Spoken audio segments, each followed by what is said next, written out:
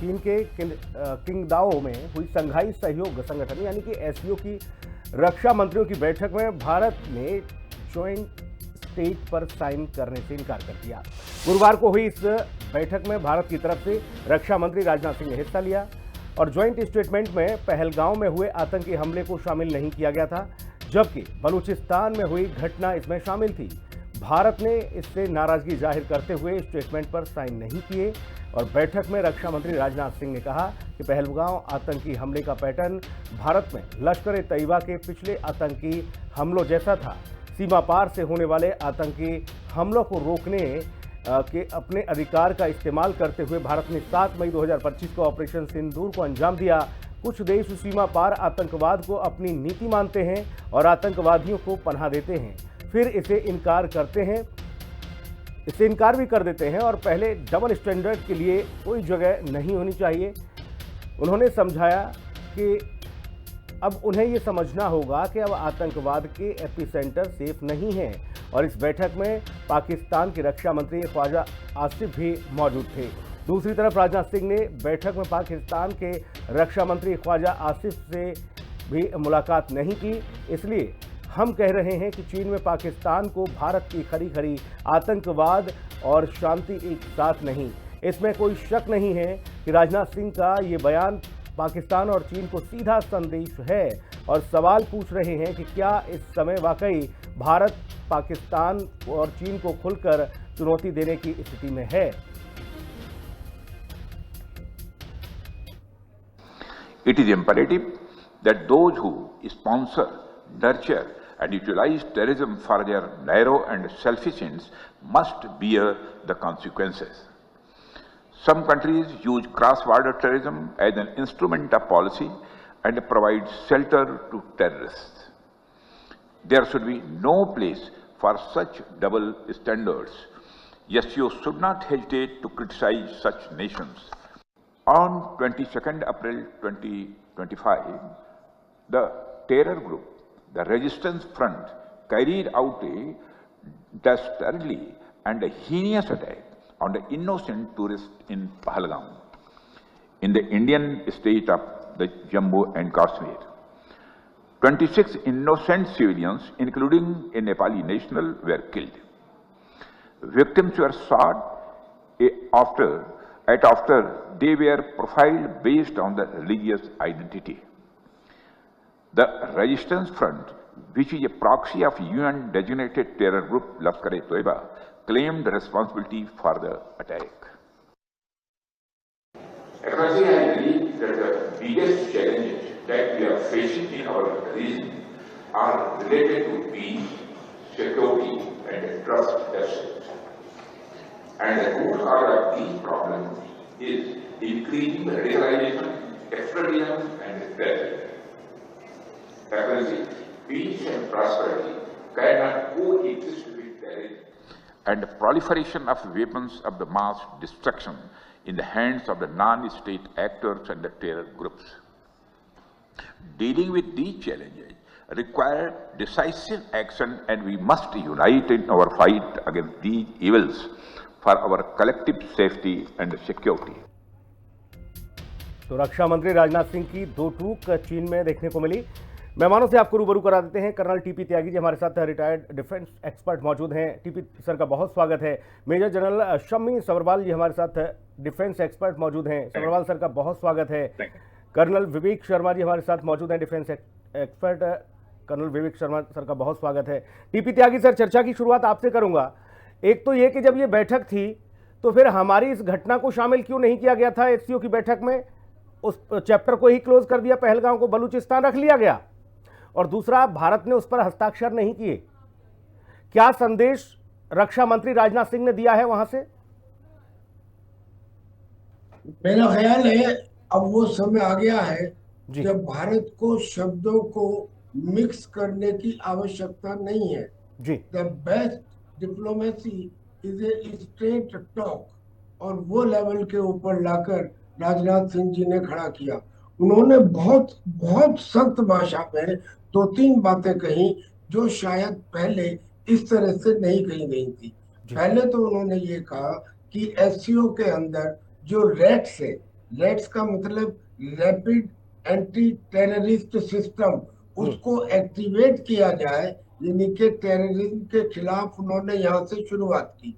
फिर उन्होंने ये कहा कि जो देश इस आतंकवाद को अपनी स्टेट पॉलिसी बनाते हैं, उनके बारे में जो मेंबर स्टेट्स हैं वो केवल जबानी निंदा ना करें बल्कि एक्शन लिया जाए। ये उन्होंने एससीओ के जो और मेंबर हैं, जिसमें अब ईरान भी शामिल है, पाकिस्तान भी शामिल है, बेलारूस भी शामिल है, और जो ओरिजिनल मेंबर्स थे चाइना, किर्गिस्तान, तजाकिस्तान वगैरह, वो सब शामिल है। उन सबको कहा कि केवल रिटोरिक नहीं बल्कि अब जो आतंकवाद फैलाने वाले देश हैं उनको जिम्मेदार ठहराया जाए। और फिर तीसरी बात ये उन्होंने कही, जो बिल्कुल ऐसा लगता है कि जैसे तीर मारा हो सीने में, उन्होंने कहा कि जिन्होंने आतंकवाद को अपनी स्टेट पॉलिसी बनाया है उन्हें अब कॉन्सिक्वेंसेस बियर करने पड़ेंगे, यानी कि उन्हें इसका खमियाजा उठाना पड़ेगा। और ये सारी बातें उन्होंने कही ये एग्जाम्पल देने के बाद कि द रेजिस्टेंस फ्रंट ने जिम्मेदारी ली थी पहलगाम में 26 निहत्थे लोगों को धर्म पूछकर गोली मारने की। और जो टीयर ऑफ है ये लश्कर तैयबा का मुखौटा है, और लश्कर तैयबा एक ग्लोबल टेररिस्ट ऑर्गेनाइजेशन है। लिहाजा इसके लिए जो स्टेट है उस स्टेट की पॉलिसी को उन्होंने चैलेंज किया।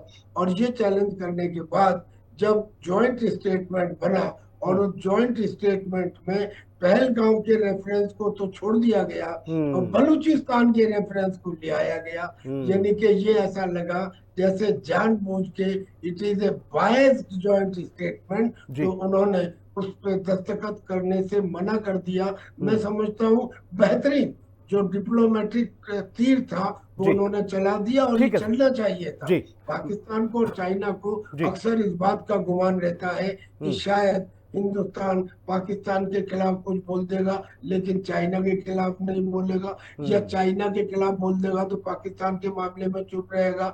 लेकिन इन दोनों देशों के सामने उनका ये कहना मतलब ये है कि आप अगर दोनों साथ, यानी ये कहा जा सकता है कि कड़ा और बड़ा संदेश रक्षा मंत्री राजनाथ सिंह ने दिया जिसकी आवश्यकता थी। भारत अपनी किस तरह से संप्रभुता के लिए विदेशी जमीन पर भी जाकर ललकार सकता है, ये रक्षा मंत्री ने स्पष्ट कर दिया। मैं सभरवाल सर के पास जाऊंगा। सभरवाल सर, एक तो ये दोहरा चरित्र समझ नहीं आता।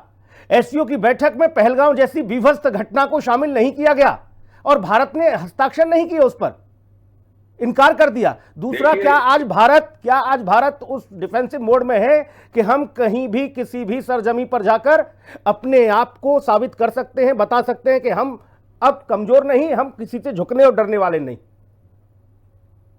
बिल्कुल आपने सही कहा है। देखिए, क्योंकि एससीओ की बैठक चाइना में हो रही है तो होस्ट कंट्री है चाइना जी, तो ऑब्वियसली जो भी जब ऐसी जॉइंट स्टेटमेंट बनती हैं तो उसमें होस्ट कंट्री का काम होता है कि सारे के सारे नेशंस को एक साथ लेके आए, और जब सबको साथ अगर लेके आना है तभी जॉइंट स्टेटमेंट बन सकती है। लेकिन जब एक होस्ट नेशन जो है वो अगर उसका जो है अगर चरित्र जो है वो जस्ट नहीं है, क्योंकि जिस तरह से उन्होंने पहलगाम को आउट कर दिया, बलूचिस्तान को इन कर लिया, तो लाजमी बात है कि जब ऐसे होगा तो अगर तो उस समय अगर भारत आज का 10-15 साल पहले वाला भारत होता तो शायद इसको एक्सेप्ट कर लेता। लेकिन आज हमारा जो भारत है वो फ्रंट फुट पे बैटिंग कर रहा है, और वो ऐसी चीज जो नाइंसाफी अपने देश के लिए वो कभी बर्दाश्त नहीं करेगा। और आपको एक चीज इसमें ऑब्जर्व करनी चाहिए कि चूंकि भारत ने इस जॉइंट स्टेटमेंट को साइन नहीं किया है, ये एक कहीं ना कहीं चाइना की बहुत बड़ी किरकिरी है, क्योंकि ये चाइना की जिम्मेवारी थी कि वो इंश्योर करे कि सारे के सारे जो वहां पे उसके घर में जो मेहमान आए हैं वो एक मत होकर एक जॉइंट स्टेटमेंट दें। अगर आपको याद होगा, आज से 2 साल पहले जब ब्रिक्स समिट था वो भारत में जब हुआ था तो उस समय काफी देश चाहते थे कि उसके बीच में ये G7 का जो G20 का समिट हुआ था उसमें वो चाहते थे कि इसमें रशिया के अगेंस्ट कुछ ना कुछ आना चाहिए। उस समय हमारी फॉरेन पॉलिसी इतनी स्ट्रांग थी कि हमने इंश्योर किया कि सारे के सारे देशों को एक साथ लाके एक टेबल पे हमने सबकी एक सिग्नेचर करवाए थे, which was a great diplomatic victory. तो मेरे को लगता है कि ये एक चाइना के लिए बहुत उसके मुंह के ऊपर चपेट है, जो भारत ने आज उसके देश में आके उसको ये चपेट लगाई है, क्योंकि सबको मालूम है कि पाकिस्तान चाइना का प्रॉक्सी है और चाइना उसको हर लिहाज से सपोर्ट करेगा, क्योंकि अगर चाइना सपोर्ट नहीं करेगा तो फिर कहीं ना कहीं वो अपने प्रॉक्सी को भी लेट डाउन कर रहा है अपने ही देश में। So I think this is a very good step जो राजनाथ जी ने लिया, कि इसके ऊपर साइन नहीं किया और शो कर दिया कि आज का भारत आज से 15 साल पुराना भारत नहीं है। Thank you. विवेक सर, आपके पास आऊंगा। एक तो दुनिया भर में हमने अपने डेलीगेट्स को भेजकर, अपने सांसदों को भेजकर ये बताया कि पाकिस्तान किस कदर आतंकियों को जगह देता है। वो पाकिस्तान मतलब आतंकिस्तान, आतंकिस्तान पाकिस्तान, इसमें कहीं कोई दो राय नहीं। दूसरा, हर मंच पर, हर मोर्चे पर हमने इस घटना के बाद आतंकियों को बेनकाब किया, और अब एससीओ की बैठक में भी हमने उसी ललकार के साथ पाकिस्तान और चाइना दोनों को संदेश दिया है क्या? हाँ जी, आप एकदम सही बता रहे हैं। जैसे एससीओ की मीटिंग चाइना में हो रही है, इसमें तकरीबन 10 कंट्रीज हैं जो प्रोमिनेंट कंट्रीज हैं। ईरान भी है इसमें, Bharat, Pakistan, Kazakhstan, China, Russia, Tajikistan, Uzbekistan, और ऐसे टोटल कुल 10 कंट्रीज हैं। अभी जो देखने वाली चीज है कि जब हमारी डेलीगेशंस तो गई थी बाहर के कंट्रीज में जब ऑपरेशन सिंदूर के बाद, लेकिन आज की डेट में जब डिफेंस मिनिस्टर हमारे इस एससीओ की मीटिंग अटेंड कर रहे हैं, उन्होंने बहुत क्लियरली अपनी स्टेटमेंट में कुछ चीजें हैं बहुत क्लियरली स्पेसिफाई की हैं। पहला है कि हर एक एक्ट ऑफ टेररिज्म एक क्रिमिनल और अनजस्टिफिकेबल है। आप कोई भी टेररिज्म को ये नहीं कह सकते कि गुड टेररिज्म, बैड टेररिज्म, ये क्रिमिनल एक्ट है और इसको कोई जस्टिफाई नहीं कर सकता। और जो दूसरी बात उन्होंने बोली है कि जो एससीओ है शुड मस्ट यूनाइट और सेफ्टी और सिक्योरिटी के मुद्दों पर, लेकिन यहाँ पर बलूचिस्तान को ऐड कर दिया, पहलगाम का टेररिस्ट अटैक ऐड नहीं किया। तो ये यूनिटी को दर्शाता है कि जो एससीओ की जो मेंबर्स हैं उनके आपस में क्या यूनिटी है। अगर 10 कंट्रीज टेररिज्म के मुद्दे पर एकजुट नहीं हो सकते, तो ये चाइना जो होस्ट कंट्री है उस पर कितनी शर्म की बात है कि उन्होंने 10 कंट्रीज को बुलाया एक मुद्दे पर बात करने के लिए, और जब 10 कंट्रीज में यूनिटी को वो नहीं कर पाया, मजबूत यूनिटी नहीं कर पाया। दूसरा, उन्होंने जो राजनाथ सिंह जी ने कहा है कि पीस एंड प्रॉस्पेरिटी ये टेररिज्म के साथ कर सकती, और जितने इंस्ट्रक्शन वेपन धीरे धीरे जो है नॉन स्टेट एक्टर्स के में ऊपर जाने का खतरा है। इन सब चीजों को देखते हुए जो भी ये टेररिज्म को सपोर्ट करते हैं, जो प्रेपरेटर्स हैं, जो उग्रवादी हैं, जो टेररिस्ट हैं, उनको सपोर्ट करने वाले ऑर्गेनाइजर, फाइनेंसर और उनको स्पॉन्सर करने वाले भी उतने ही कसूरदार हैं। जब ये चीज है तो ये एकदम क्लियर है जो हम बताई जा रहे हैं इतने टाइम से कि टेररिस्ट अकेला नहीं है, पाकिस्तान आर्मी, आईसीए पाकिस्तान और उसकी पॉलिटिकल भी इसमें शामिल है। बिल्कुल। और इसके अलावा भारत ने तो कई बार मंच से इस बात को उजागर किया है। भारत सरकार ने कई बार कहा है, विदेश मंत्री से लेकर सबने, प्रधानमंत्री ने कई मंचों से इस बात को कहा कि पाकिस्तान आतंकियों की शरणगाह है। पाकिस्तान मतलब आतंकिस्तान, आतंकिस्तान मतलब पाकिस्तान। मैं टीपी सर आपके पास आ रहा हूं। चाइना को हम देख पा रहे हैं, एक और मुसलमान बर्दाश्त नहीं, उन्हें उनके मजहब बर्दाश्त नहीं, मस्जिद बर्दाश्त नहीं। दूसरी तरफ इस कदर गिर जाता है कि भारत से अपने रिश्ते सुधारने की जगह और ज्यादा बिगाड़ने पर आमदा है और पाकिस्तान पर प्यार लुटा रहा है। ये कैसा अब्बा है, ये कैसा बाप है भाई? देखिए, चाइना ने एक रुख दिखाया था, जब ब्रिक्स की मीटिंग हुई थी रशिया के कजान में। उस समय शायद रशिया के प्रेशर में ये कहा गया कि हिंदुस्तान के साथ जो आपका बॉर्डर डिस्प्यूट है उसे रिजॉल्व कीजिए। और उस मीटिंग के 24 घंटे पहले डेप्सांग और डेमचौक का जो डिस्प्यूट था उसको रिजॉल्व किया गया, उसको डाइल्यूट किया गया।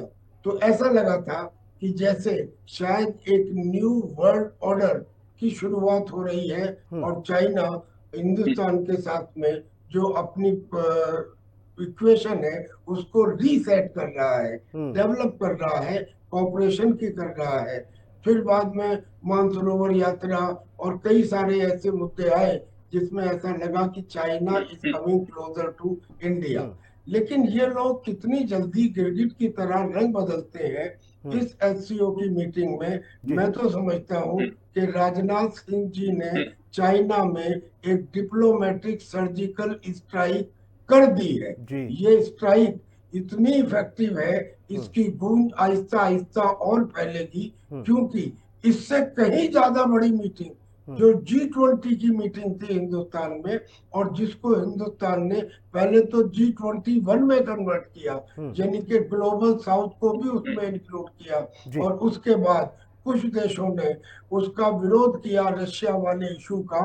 उसके बावजूद हमारी डिप्लोमेटिक विक्ट्री थी कि हमने सबको एक प्लेटफॉर्म पर लाकर एक जॉइंट कम्युनिके साइन कराया, और उसमें देशों की संख्या एससीओ के मुकाबले दुगनी थी, रीच दुगनी थी, टोटल जीडीपी। भारत ने तो ऐसे देशों को भी शामिल किया टीपी सर जिनको कोई उनकी तरफ देखता नहीं था, और वो भारत के पांव में झुके। वो लोग जब प्रधानमंत्री गए तो पांव छुए उन देशों के प्रमुखों ने, राष्ट्र के प्रथम लोगों ने। ये भारत को दर्शाता है कि भारत का भाव क्या है। मैं सबरवाल सर आपके पास आ रहा हूं। एक बात आपने बड़ी महत्वपूर्ण कही कि 10 साल पहले 11 साल पहले का भारत कुछ और था भाई, आज का भारत कुछ और है।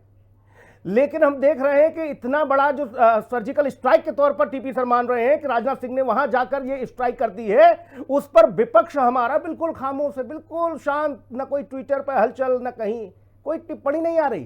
कह भी नहीं रहे कि भारत के रक्षा मंत्री ने चीन में जाकर पाकिस्तान और चीन दोनों को बड़ा और कड़ा संदेश दिया है। इस पर कोई प्रतिक्रिया नहीं दे रहा सर।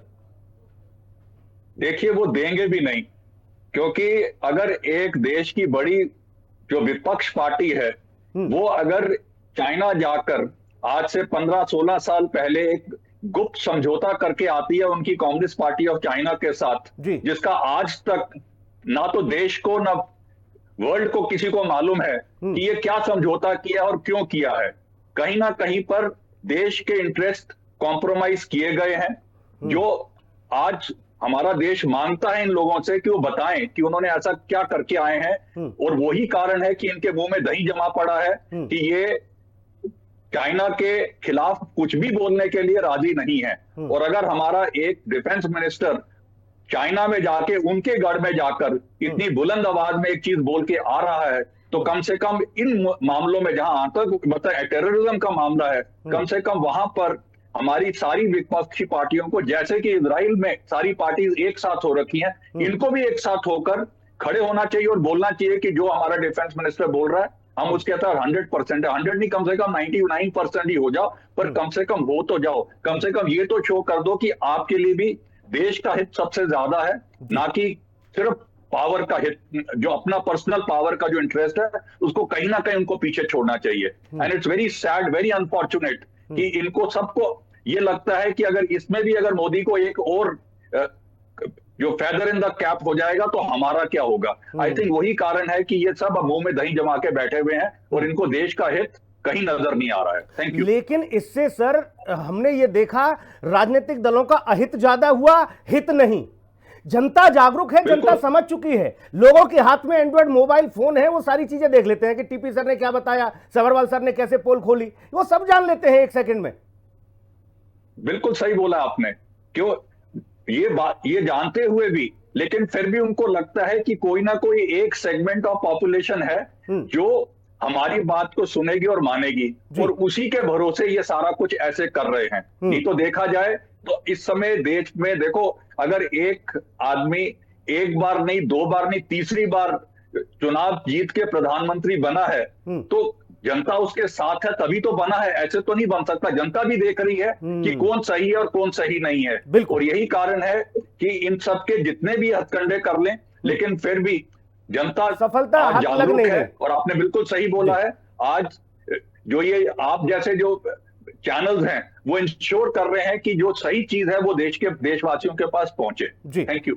विवेक सर, हमारा पाकिस्तान से जो युद्ध शुरू हुआ वो एक तरह से ये कहा गया कि टेररिज्म के खिलाफ, आतंक के खिलाफ भारत का ये कदम था, युद्ध था, और उसी बात को हम प्रगाढ़ तरीके से हर मंच से कह रहे हैं। शुरुआत पहलगांव से आतंकियों ने की, उसके बाद हमने इतना बड़ा एक्शन लिया। एससीओ की बैठक में पहलगांव के उस हमारे जो बड़े एक्शन को, जो पाकिस्तान के हमने आतंकियों के ठिकानों को उड़ाया 7 तारीख को रात में, उसका जिक्र नहीं, उसके बेस का जिक्र नहीं कि ये चीजें शुरू कहां से हुई। पहलगांव से शुरू हुई सर, पहलगांव में निर्दोषों को मारा धर्म पूछकर, वहां से शुरू हुई और वही चैप्टर हटा दिया गया। विवेक सर, यही तो अनफॉर्चुनेट चीज है, क्योंकि देखो बात है कि हमारे नेबर ऐसे हैं। सवाल सर, अभी आप रुक जाइए, विवेक सर की टिप्पणी आने दीजिए। जी विवेक सर, अभी ऐसी सिचुएशन है कि चाइना में ये एससीओ मीटिंग हो रही है और ऑपरेशन सिंदूर पूरा देश ने देखा है, पूरी दुनिया ने देखा है। हमारे जो टारगेट्स हमने पीओके में और पंजाब, पाकिस्तानी पंजाब में जो टेररिस्ट टारगेट्स थे उनको कैसे एंगेज किया, कैसे हमने उनके आर्मी जो एयरफोर्स बेसिस थे उसको डिस्ट्रॉय किया। क्यों किया? सिर्फ इसलिए क्योंकि हमारे पहलगाम में हमारे सिटीजन्स को धर्म पूछ के मारा गया। क्या अभी ये चाइना की जो एससीओ मीटिंग ऑर्गेनाइज कर रहा है, क्या उसकी नैतिक जिम्मेवारी नहीं थी ये कि इस मुद्दे को उठाते? एक तरफ वो कहते हैं कि हम सब इकट्ठे होंगे टेररिज्म के अगेंस्ट, और जब टेररिज्म की बारी आती है कुछ बोलने की तो वो एक अपने जो नंबर 2 है पाकिस्तान प्रॉक्सी जिसमें वो है उसको सपोर्ट कर रहा है। तो ऐसी अगर उसने सपोर्ट ही करना है तो फिर ये बाकी कंट्रीज को क्यों बुलाते हैं? क्या अगर हम बुलाए ये, लेकिन जो डिफेंस मिनिस्टर ने जो 2 टूक में वहां पर चर्चा की है, ये एक तो इनकी आंखें खुलनी चाहिए कि अगर आप भारत को लाइटली नहीं ले सकते। हमारा ऑपरेशन सिंदूर अभी भी चल रहा है, अभी बंद नहीं हुआ, और हमने बहुत क्लियरली कहा है कि हमारे ऊपर अगर टेररिस्ट एक्ट होगा तो इसको एक्ट ऑफ वॉर माना जाएगा। कब तक आप नजरअंदाज करेंगे? कब तक आप ये जो टेररिस्ट? बिल्कुल विवेक सर, और जाहिर तौर पर आज हस्ताक्षर से देखिए मना किया गया है, और मैं मान के चलता हूं मेरे सभी मेहमान इस बात से जरूर सहमत होंगे। आज हमने उस बुक पर हस्ताक्षर से इनकार कर दिया जिसमें भारत के उस चैप्टर को नहीं शामिल किया गया। आने वाले समय में भारत वो भी मादा रखता है कि ऐसी बैठकों को ठुकरा दे, ऐसी बैठकों को लात मार के हटा दे कि ऐसी बैठकों में हम शामिल ही नहीं होंगे। जहां भारत का कोई एक चैप्टर नहीं, कोई एक जिक्र नहीं किसी घटना का, ऐसी बैठकों में जाने का कोई मतलब नहीं। हो सकता है आने वाले समय में ऐसी भी स्थिति बने। बहुत शुक्रिया सर, समय मुझे इजाजत नहीं देता, आगे इस चर्चा को नहीं ले जा सकता। बहुत धन्यवाद। खास कार्यक्रम में इतना ही, नमस्कार।